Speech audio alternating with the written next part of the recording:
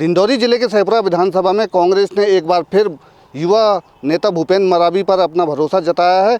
आइए हम उनसे जानते हैं कि सहपुरा विधानसभा में इस बार क्या उनकी रणनीति रहेगी और क्या किन किन मुद्दों को लेकर वो जनता के बीच में जाने वाले हैं। निश्चित ही जी बताइए कि क्या क्या मुद्दे रहेंगे। सबसे पहले तो मैं हमारे प्रदेश अध्यक्ष पूर्व मुख्यमंत्री माननीय कमलनाथ जी को धन्यवाद देना चाहता हूँ।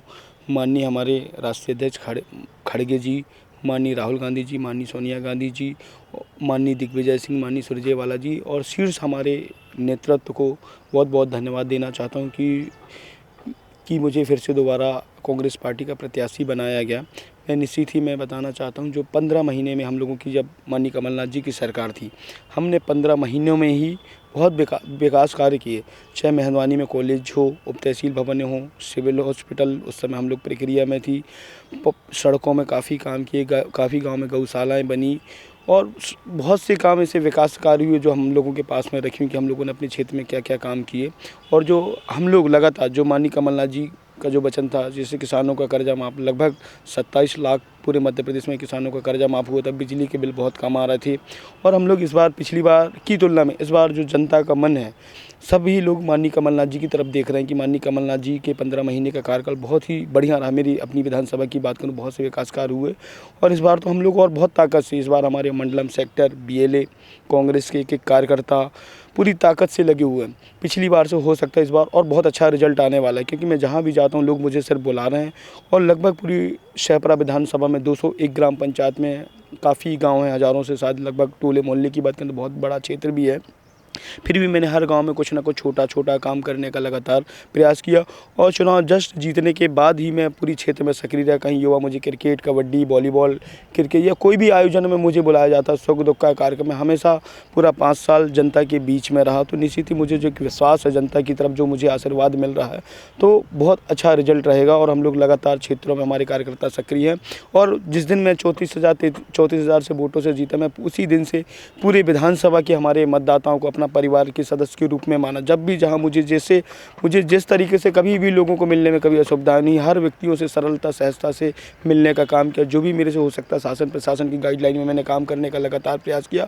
और हमेशा से मुझे मीडिया के हमारे साथी हैं, डिंडौरी के सभी जो हमारे साथी हैं, कहीं कुछ चीज़ें रहती थी उन लोगों से मार्गदर्शन भी मिलता रहता था। कहीं कोई गलत काम हो रहा, अगर उनके माध्यम से जानकारियाँ मिलती तो मैं लगातार तत्काल प्रशासन को अवगत कराने का प्रयास करता था कि ताकि, क्योंकि एक मीडिया भी चौथा स्तंभ कहे जाता है, चौथा स्तंभ, तो कहीं ना कहीं जो चीज़ें रहती थी हम लोग तत्काल संज्ञान में लेते थे। और सबका पूरे ज़िले में हमारे विधानसभा के सभी साथियों का मुझे बहुत अच्छा सहयोग रहा और हमारे सभी कार्यकर्ताओं को, चाहे हमारे संगठन के कार्यकर्ताओं, पदाधिकारियों, सबका मुझे बहुत अच्छा स्नेह लगातार मिलते जा रहा है। सब लोग पूरी ताकत से काम कर रहे हैं। पूर्व कैबिनेट मंत्री ओम प्रकाश धुर्वे को आपने पिछले चुनाव में करीब 33,000 वोटों से हराया था। इस बार फिर वो चुनावी मैदान पे है, इस बार क्या लगता है कितने वोटों से? निश्चित ही इस बार तो मुझे, जो मैं घूम रहा हूँ उस समय तो चलो लोग मेरे बारे में नहीं समझ पाए थे, फिर भी लोग, सभी मतदाताओं ने मुझे 33,000 से ऊपर वोटों से जिताया था।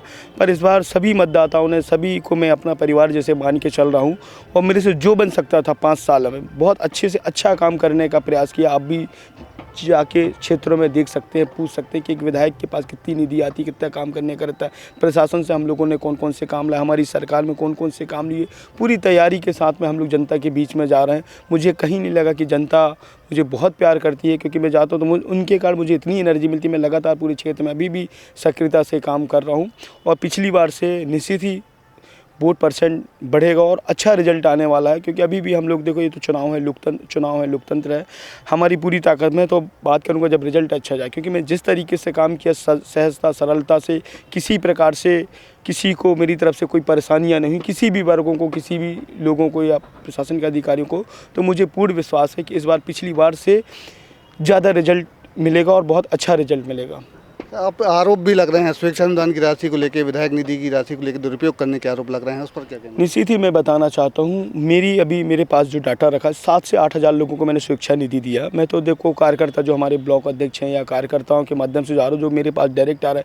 अब किसी की आगजनी हुई है घटना, किसी का सर्पदंश हुआ, कोई घटना एक्सीडेंटल हुआ है, तो मेरे पास बहुत से वो सारी चीज़ें रखी है। कई लोगों ने मुझे पूछा कि भैया आपने करोड़पति को, तो मैंने कहा भैया मैंने साथ दिया हूँगा। एक धैरवन कला में बहुत पहले आप लोगों को संज्ञान में आगजनी की घटना हुई थी, एक शाहपुर में घटना में मेहंदवानी में आगजनी की घटना हुई तो मैंने खुद ही बोला था कि मैं इतना अमाउंट दूंगा। और यहाँ भी कुछ विक्रमपुर के क्षेत्रों में जहाँ पे कोई आर्थिक बीमारी या कोई ऐसी स्थिति परिस्थिति बनी, नहीं तो मैं लगभग 8,000 लोगों को, उनका बाकायदा नाम नंबर है मेरे से, जिसको जो छोटा जो राशियाँ बनती थी, जो लोगों की डिमांड होती थी, जो मैं क्या कर सकता था, तो सबको बराबर की दृष्टि में कुछ जगह मैंने दिया होगा। पर उसका भी ये नहीं था कि कोई घटना दुर्घटना हुई होगी तब मैंने मदद करने का प्रयास किया। और 7 से 8,000 लोगों को, पूरी विधानसभा के लोगों को मैंने शिक्षा निधि दिया। तो ये भी आरोप लगते हैं कि विधायक बनने के पहले आपके पास संपत्ति नहीं थी, कुछ नहीं था, अब बहुत संपत्ति हो गई है। अब इस पर हर चीज़ मेरा, आपको सबको मालूम है कि मेरे यहाँ खुद पापा टीचर है, मम्मी भी सरपंच थी, मेरे यहाँ नाना नानी सब राजनीति से जुड़े हुए थे। आप लोग सब जानते हैं, मेरा छोटा भाई, मेरा खुद का व्यापार उस समय था, क्योंकि राजनीति करना तो कुछ व्यापार या कुछ ऐसी चीज़ें तो रहे। तो उस समय मेरी एजेंसी थी, लोहा सीमेंट का काम था, तो वो मैंने करा। मकान की जो बात आई थी तो वो उसमें तो मैंने पूरा निर्वाचन में सो ही कर दिया, क्योंकि मेरे पापा रिटायरमेंट के बाद कुछ पैसे उनको मिल गए, कुछ मैंने बैंक से लोन लिया, तो मैं ये करा। और बाकी सारी चीज़ें मेरी लोन के माध्यम से हैं। अभी बैंकों में मेरे लोन 90 लाख के आसपास के लोन भी पड़े हुए। देखने में ये भी आएगी, आपकी टिकट काटने की काफ़ी कोशिश की गई, लेकिन टिकट कट नहीं पाई आपकी। इसी से क्षेत्र में माननीय कमलनाथ जी के सर्वे में, और मैंने काम क्षेत्र में जनता के बीच में किया, जो जनता से आवाज़ आई, जो सर्वे में नाम निकल के आया, तो माननीय कमलनाथ जी और हमारे शीर्ष नेतृत्व ने सभी ने मुझ पर फिर से दोबारा भरोसा किया कि मैं ये सीट बहुत अच्छे से जीत रहा हूँ। जनता की आवाज़ आ रही है नीचे से, और इस बार मैं, हमारे नेता मेरे पे बहुत भरोसा कर रहे हैं, तो मैं पूरी ताकत से लगा हुआ हूँ कि जब मैं रिजल्ट बहुत अच्छे, पिछली बार से और अच्छे रिजल्ट से आऊँ, तब मेरे नेताओं को मैं भरोसा दिला पाऊँगा। तो ये थे कांग्रेस के प्रत्याशी भूपेंद्र मरावी, जो अपनी जीत का दावा कर रहे हैं। फिलहाल देखना ये होगा कि परिणाम क्या होगा, ये तो आने वाले वक्त में ही तय होगा। विजय तिवारी, IBC 24, डिंडोरी।